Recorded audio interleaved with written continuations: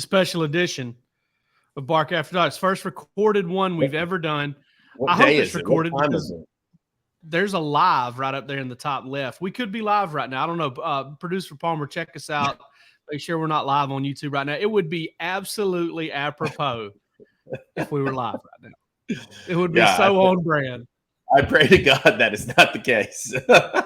I'm unprepared for that. It's not going to change anything. We're going to do the same thing regardless. There's nothing with the sun out though. Yeah, you can't touch this up later and make me look better. I know that. And it's not because there's no room to look better. It's just because looking better is not possible. Thank you to everybody watching tonight. We are recording because when you're watching this, I hope to be, in Nashville at SEC Media Days. If something happens, if I'm not, it's because something has happened. And when I say hope to be, I mean that loosely. But Roos, what's going on with you? At the steakhouse when this would normally be airing. That's the problem here. Yeah, for sure. Palmer says we're not live, which is a good thing. All right, so what you drinking? I'm having a Sprite because it's 1:30 in the afternoon or 2 o'clock in the afternoon. So I'm keeping things light right now, man. There's a long evening ahead here. So I'm trying to mystery here. We're not going to tell you what day it is. I'm trying to take it a little easy here. So I'm not getting into that just yet. I might do that later on, though. I imagine that I probably will if I knew myself. So how about yourself, buddy? What are you doing here? Little bird dogs. Bird dog mug right there that we got from our sponsor. We'll be talking about them in a little bit, but I got a little coffee in here. Nothing for me to drink coffee until about 2 or 3 o'clock. So you're a tougher man than I am, dude. If it doesn't happen as much as it used to, I avoid caffeine altogether. I don't drink coffee unless you're eating a snow bomb. Unless it's with liquor. I don't.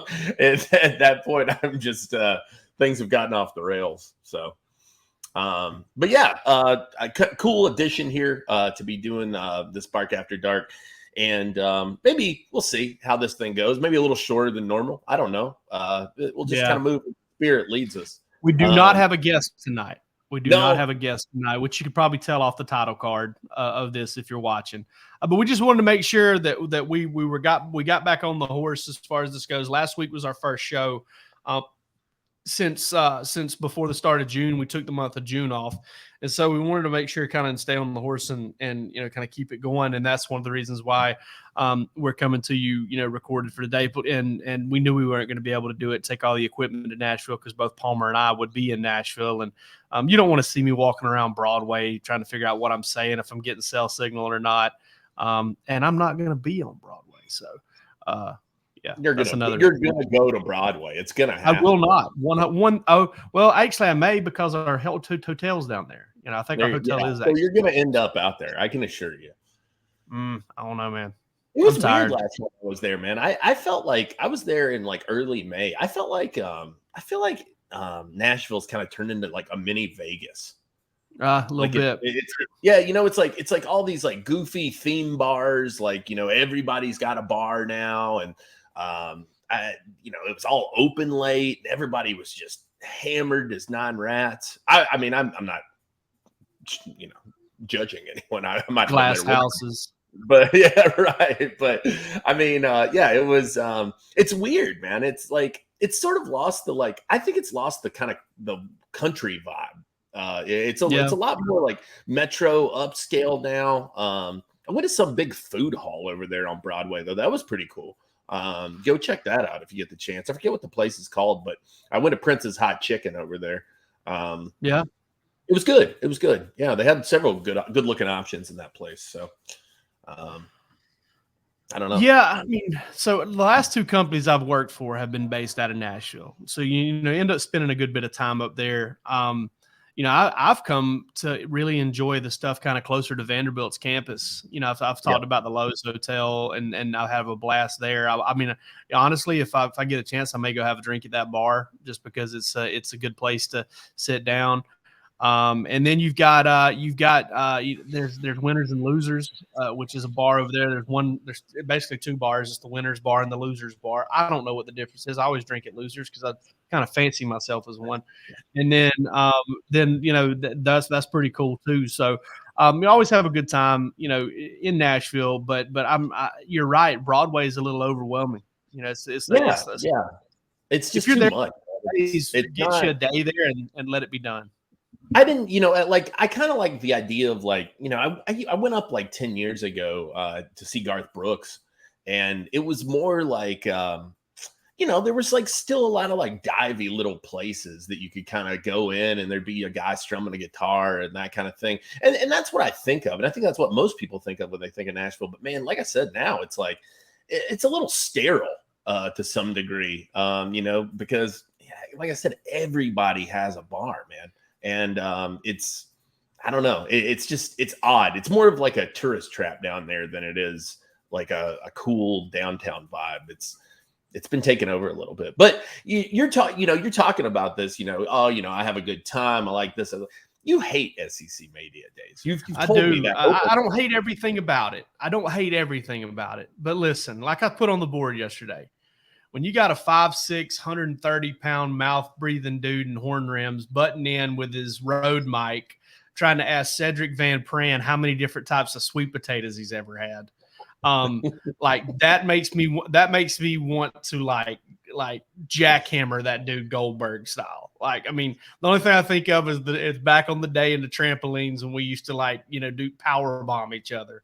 Sure. It's oh God, it drives me nuts. And I once got fisherman hook suplex through a hole in a trampoline. That was real brutal, man. It's like some ECW stuff. We could go on and on about this one. I got drop kicked off of one time, just clean off. Of course. How many Boston crabs have you put somebody in on a trampoline? Dude, I got put in one time, and I think I can't remember. I think I cried. I think they got me so bad I had to started crying. That's probably why I'm like physically unfit to this day. No, I mean, SEC Media Days to me, I've never been, so I have to cage it with that. But the whole thing kind of seems goofy a little bit, in my opinion. I mean, it's like I think it's a very overrated event in terms of nothing ever really comes out of it. You might get one decent soundbite from the whole week, and it's probably not even going to be from the team that you and I cover. Georgia's slate this year is, I mean, they're great kids, they're good players, but they're terrible for the most part. As far as, I mean, Kamari Lassiter is Cedric's okay. Cedric's good, but I mean, Brock Bowers is going to be like pulling teeth, man. You know that. And yeah, yeah. I mean, he came from the John Fitzpatrick school of yeah. I hope they've got a really nice lithium-ion battery on Brock Bowers this week. I mean, Kirby's not going to give you anything. You know that. Well, he might fire away with something this year about we're not going to be hunted. Maybe he uses a fishing analogy this year. We ain't biting no hooks, boys. We're going to do the reeling. I mean, no, we can say it without saying it. You know what the topic's going to be. You know what everybody's going to want to talk to him about. You know what everybody's going to be asking the players about. And you know that they've had at this point months and months. Can you imagine? I mean, the media training is extensive at Georgia anyway, I feel. Can you imagine the training they've done leading into this, given everything that's gone on? I have to look at it like this because I know what you're getting at. You're talking about the fact that what everybody's going to want to talk about is the fact that Georgia's going for a third national title and DawgsHQ is in its third year. Exactly. What everybody wants to talk about, and I can't imagine it's going to be hard for them to ignore that. I'm expecting a few questions. No, I think that 9-page letter that Georgia sent demanding a retraction, I think what came out today / yesterday, if you're listening to this tomorrow, is going to prevent some of that. I think that's going to get shut down quick by Georgia and other players. They're not going to talk about it. I think folks will get the message pretty quickly. But I am honestly, and I'll have more on this at DawgsHQ. Heck, you've probably already read it actually now. I mean, I'm not really not used to recording these things, in advance. But, one of the things you're going to find over at DawgsHQ is some questions that I want answered. Like there's some things that I want answers to, and there's some injury situations and things like that. And we'll get all that out of the way in what I hope is going to be kind of a interview meeting. I am very much looking forward to, and I'm sure Palmer is as well. The fact that I don't think Georgia's going first that morning. So it's not going to be like kind of get up in the morning, Johnny, get your gun. Let's do this, let's do this media day thing at 6 a.m. or 6:30, 7 o'clock in the morning. I am an early riser, but I just don't really like getting in there and doing all that stuff like first thing. I do like to get a little breakfast on the road, stuff like that. Kirby Smart's not how I want to start my day most of the time. I'll be honest with you, man. I mean, the guy's a fantastic coach. I don't know. It's not exactly something I'd want to wake up for, though.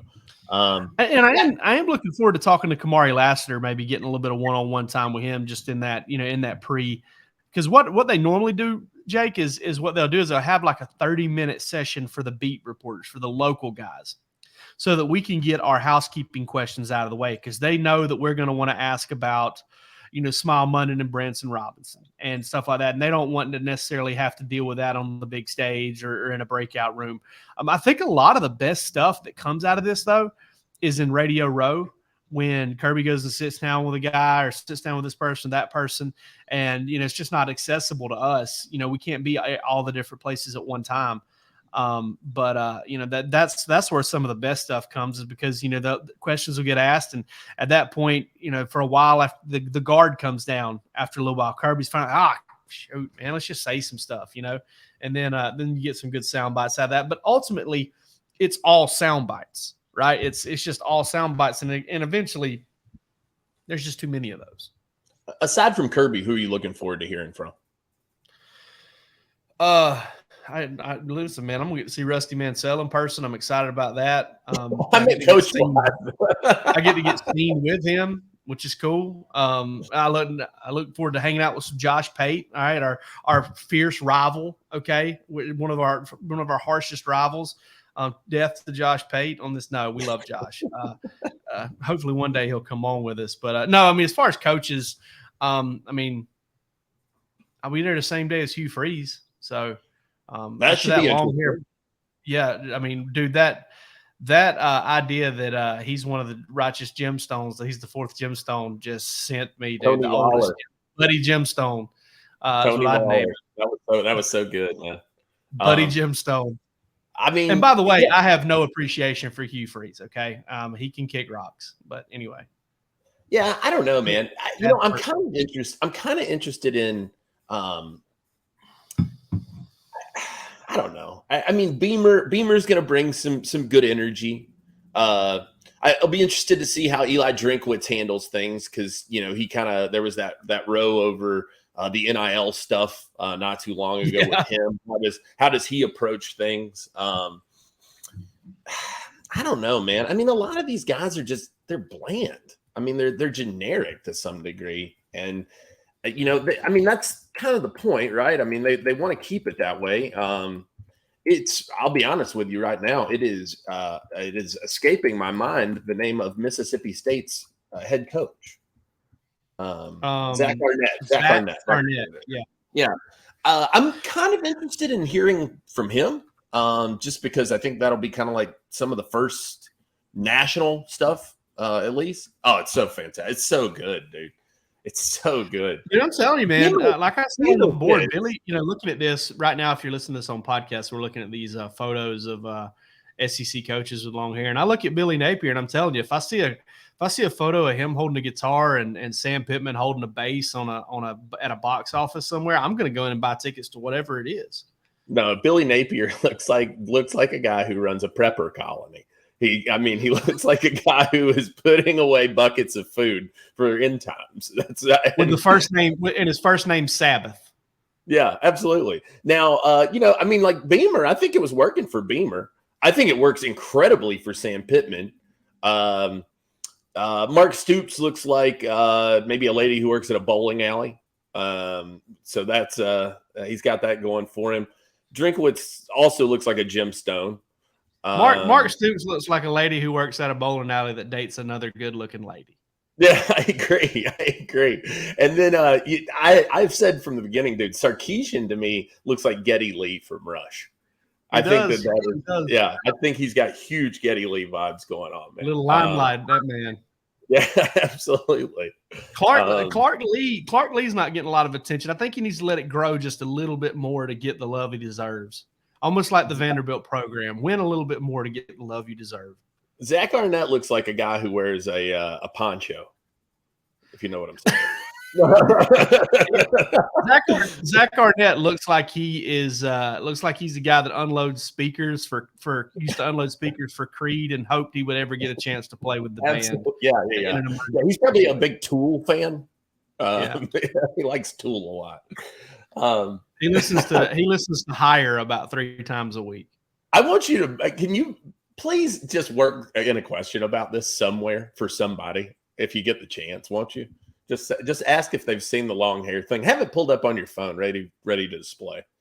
Kirby though, Kirby looking a little dazed and confused there, and I'm not sure that's an edited photo of Lane Kiffin. Yeah, me neither. I think that might be real. I think that might be a real one, or Jimbo Fisher for that matter. To be honest with you, some Dana we've ran the gamut on SEC Media Days. Rich, tell them about Bird Dogs, man. Because listen, right. I'm gonna go ahead and throw my little thing in here first. Got my care package from Bird Dogs. I slept in my Bird Dog shorts first night. I tried on the joggers, unbelievable, and get this mug. Can never have enough of these, even though I've got a whole cabinet full of them at this point because everybody thinks it's cool to give them away as gifts. But Bird Dogs is way better than I ever thought. You've been trying for years. I swear to God, this is true. Bruce has been trying for years to get me on this Bird Dog train. Yeah, I had somebody yesterday ask me that I was wearing them out, and somebody said, "Hey, you wearing Bird Dogs? You like them?" I said, "I've had this pair of Bird Dogs for like 7 or 8 years now," and I said they're a little rough for the wear. They're the Uncle Bucks right there, kind of the pale khaki. The Teddy Rubskins I also have 2 pairs of as well, and I also have a couple pinstripe pairs as well. But somebody said, "Do you like them?" And I said, "Man, I love them." I said, "I wear them all the time. I've got 6 pairs, soon to be 8 when my care package comes in. Really looking forward to it. And once I get them in, man, I'll have a pair for every single day. And so even on laundry day, I'll be wearing my Bird Dogs. But they look great. They hold up forever. That's what I tell people about them. The fit's great, very comfortable. Look, you can get out, you can swim in them, you can sleep in them, you can do whatever you want. Bird Dogs, I'm a big proponent. Even before, I've been, like you said, I've been trying to sell it to you before they ever approached us about any sort of sponsorship. I love the product. I think they're great. And you can get in on it, get you one of those tumblers like our man Jake has over there. Go to birddogs.com/DAWGS. That's our promo code. Birddogs.com/dogs. Again, the promo code DAWGS. Get your free tumbler thrown in there. Get you some Bird Dogs. Be comfortable, look good, and tell them DawgsHQ sent you, man. All right, Bruce. Tonight is a little bit of story time, and I'm going to let you take it away with what I believe is one of the most, and I don't know that I don't know that you've ever had a chance to tell this exactly like it needs to be told, because I remember you telling me this the day this all happened. And everybody thinks that Roquan Smith got turned by a coach leaving or whatever, but that's not exactly the case. And you were the boots on the ground, the only boots on the ground, mind you, something we found out later in a telephone conversation that between me and another writer, that you were the only person there, and you got some scoop on that years and years later. Yeah, so we wanted to touch on some kind of recruiting stuff, some weird recruiting stories. And obviously, this is one somebody on the board mentioned not too long ago. They said, "Man, I'd love to hear that story of the Roquan Smith thing." And so I always cage this story by telling people this was first day on my own. I'd interned with you for a signing day, And then when you left to take your job at 247, I took the job at Rivals, and I ended up going down, and it was a weird signing day that year. It was signing day of 15, I believe. And it was a weird signing day because there wasn't a lot of Georgia news. Most of it was pretty well done for Georgia. You knew where things were going, how it was all headed. And so there really just wasn't much into that Tuesday. And so I ended up going down. He was going to do it between Georgia and UCLA on ESPN that morning down in Montezuma. And I ended up going down because I knew that our UCLA guys at Rivals weren't coming over to do it. And I thought, well, I'll go down. I'll shoot some video for them. I'll send some stuff over to them. And, it was my first signing day. So, I wanted to look busy. And so I got up that morning. I drove our buddy Noah's truck down to Macon County High School, got in the gym, got set up, and everything went to plan. I mean, cameras came on, the gym was packed, and he, sure enough, puts on the UCLA hat, puts on the UCLA gloves, bingo, bango, cameras go off, everybody done, everybody starts leaving. Guy from the Macon Telegraph was there. I'm sorry, I'm forgetting his name at this moment, but he was taking the whole thing in. He interviewed Roquan, and then he left. And yeah, there. I remember that moment very well. I'm not far out of camera there, but I interviewed him, and I did a shot with him, and said, so this is solid.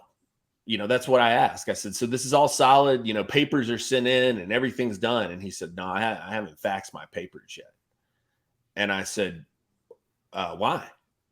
And he said, well, I'm kind of torn on what I'm going to do. And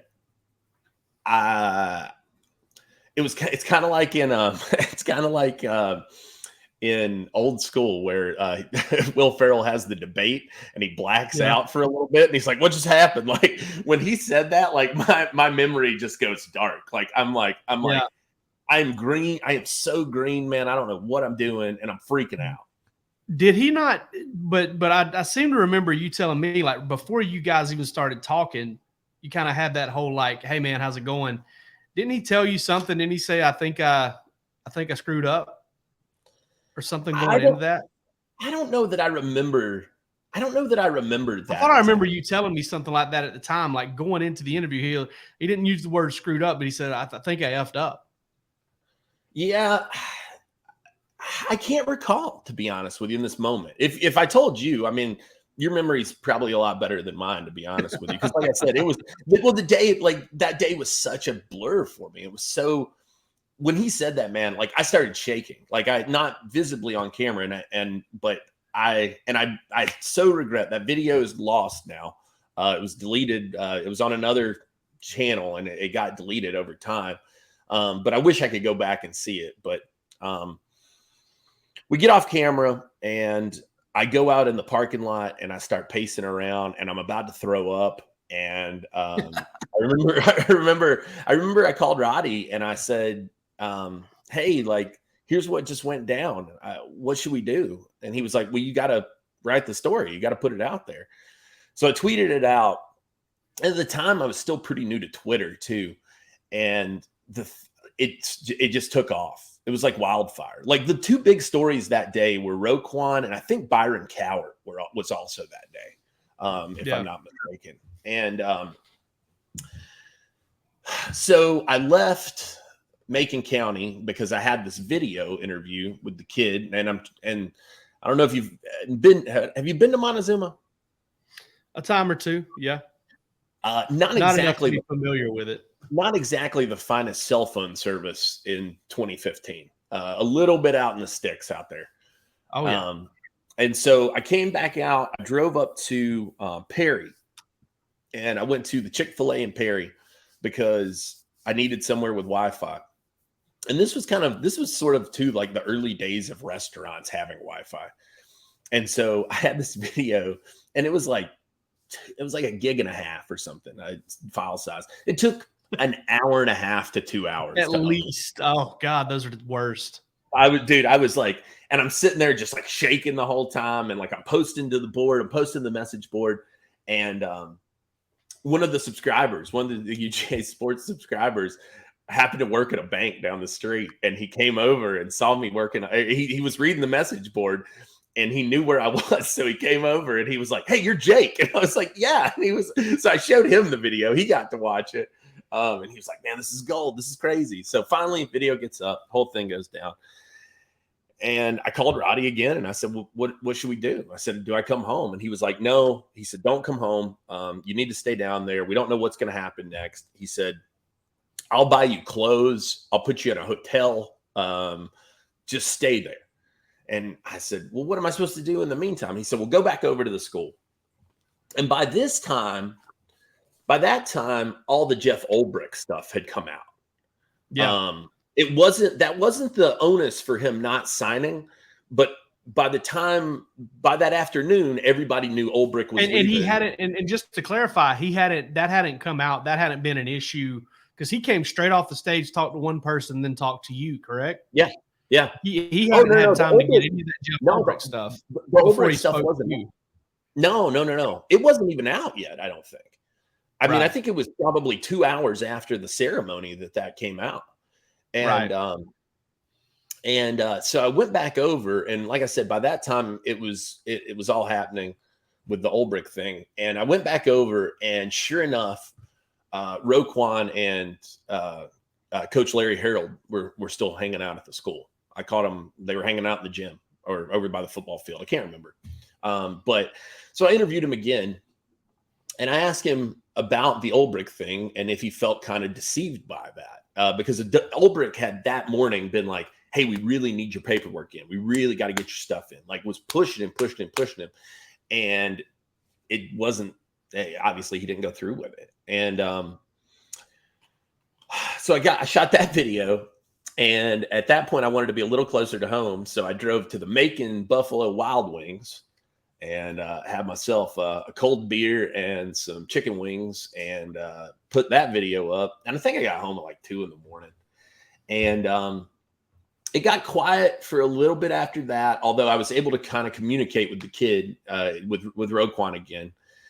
And then he and I sat something up for the following week. And I went back down and had another long interview with him.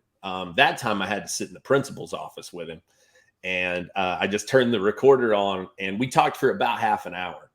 And, he kind of just opened up on the whole thing. And, I didn't know what I wanted to do. And I knew that, his whole thing ended up being he'd committed to doing something on television. He knew that he had to do something. Yeah. And so he just was under the gun. And he said, I just reached he said, I had Georgia stuff in the bag too.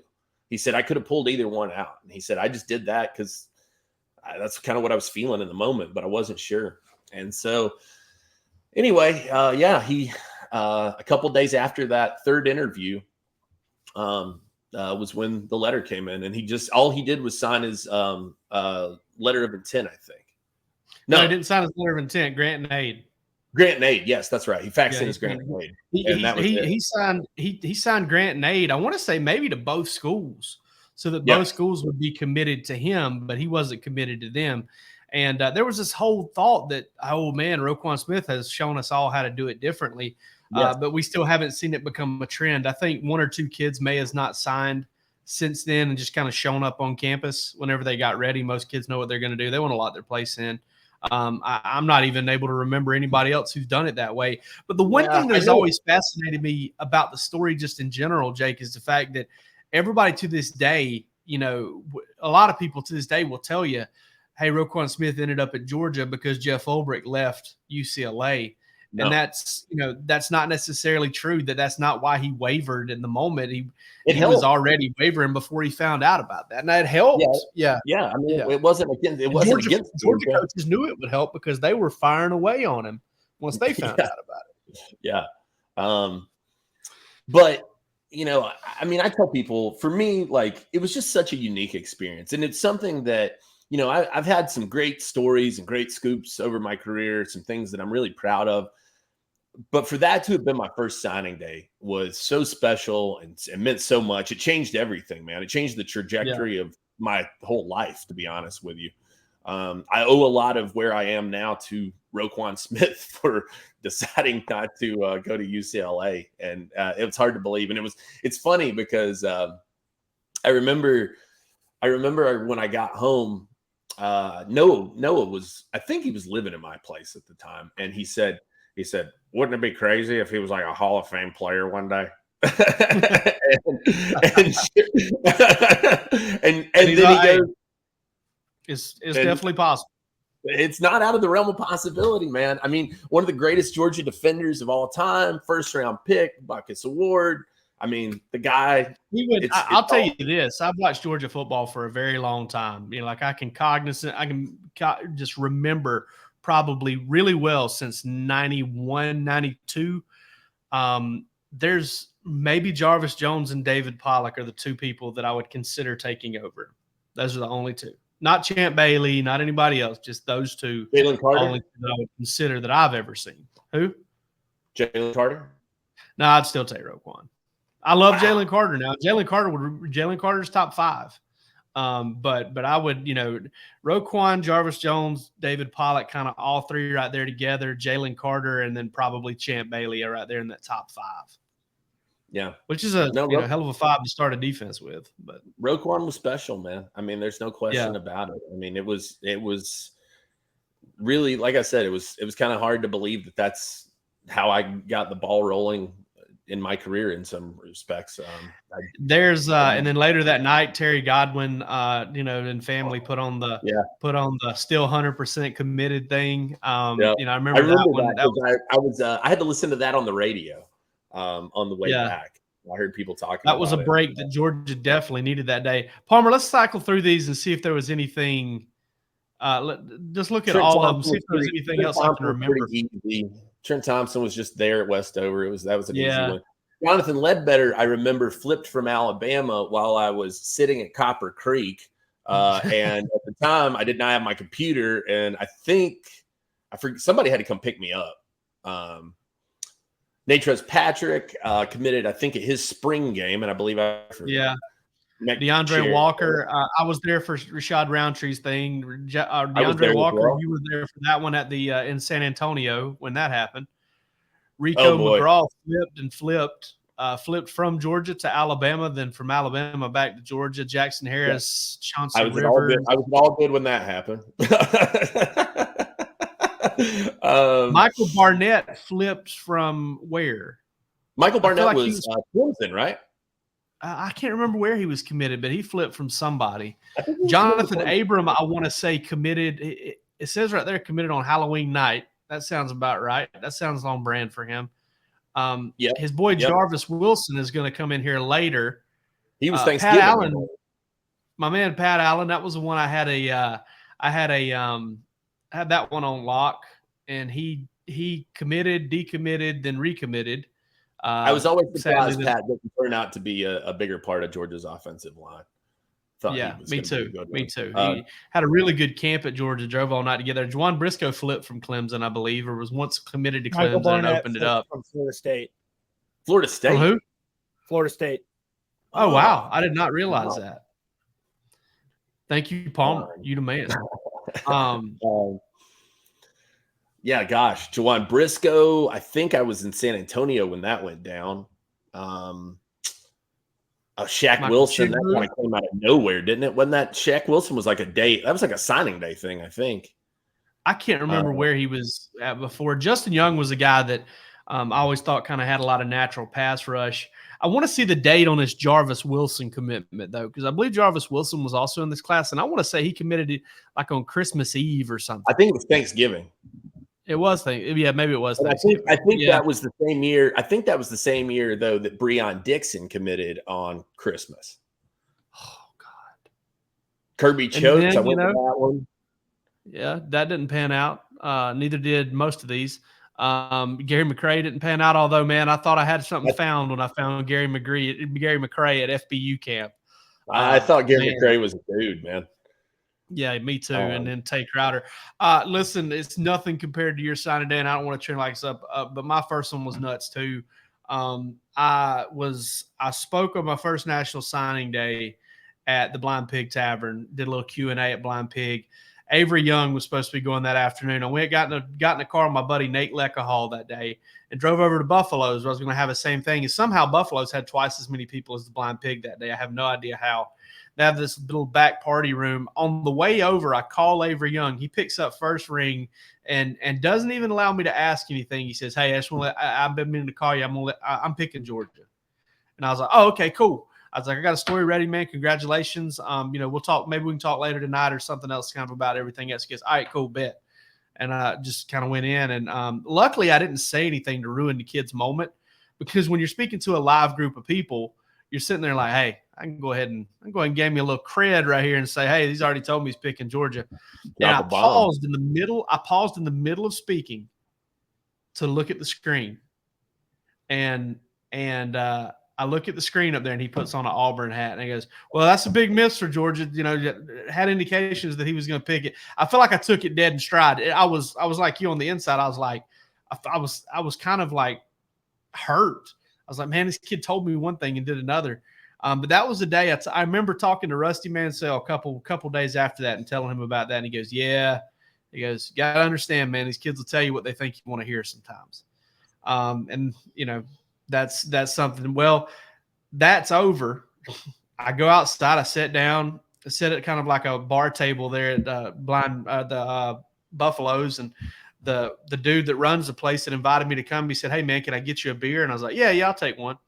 And so he goes to pour me a beer, and all of a sudden, I get my contact at Lowndes County High School, hits me up, and he goes, "Hey, man, Woodrow's got the paperwork, and we can't find him." And I said, talking about Woodrow Clemens, Josh Harvey's granddad. And I said, "What do you mean?" He goes, "He's on the run." And I was like, and I was just picturing OJ in a Bronco, like that's the only thing I could really think of. Is he going to, which way did he go? Is he going to, Key West? Is he going to Apalachicola? Like, where is he going? So apparently he had just kind of took the papers up to the shop, to the bondsman office. And I don't know if he locked them in a safe. I like to pretend that he did just so nobody could find him and sign him. But Josh, that was one thing that always surprised me is how, Josh Harvey Clemens had told me a bunch of times he was going to Georgia. I knew there were so many people around him that did not want him to go to Georgia. And it blew my mind how he stuck to his guns with all those people around him. I just knew he was going to get swayed to either to Florida State or Florida, but he stuck with Georgia. It didn't work out for him, which is kind of sad because him I got to know was a really good kid. And, it's not like he got accused of violent crimes or anything. But he had a little bit of problem with the ganja and got himself in some trouble. So we didn't get a chance to see him live out his career at Georgia, but he was a really good player, really good prospect, and also watched him lose one of the most heartbreaking football games I've ever seen on a Friday night when Valdosta scored 14 points in the final 33 seconds of a game, basically to beat them. It was unbelievable. So, unreal.